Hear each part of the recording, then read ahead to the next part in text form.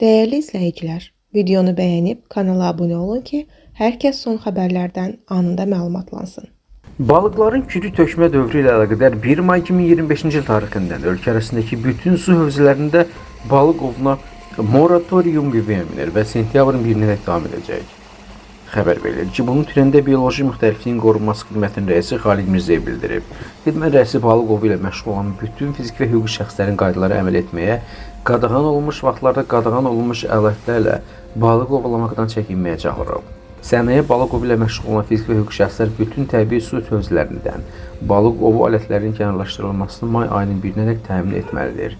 Əks halda ov alətlərinin su hövzələrində saxlanılması qanun pozuntusu hesab ediləcək və həmin şəxslər barəsində qanun müvafiq qaydalara intisam tədbirləri tətbiq olunacaq.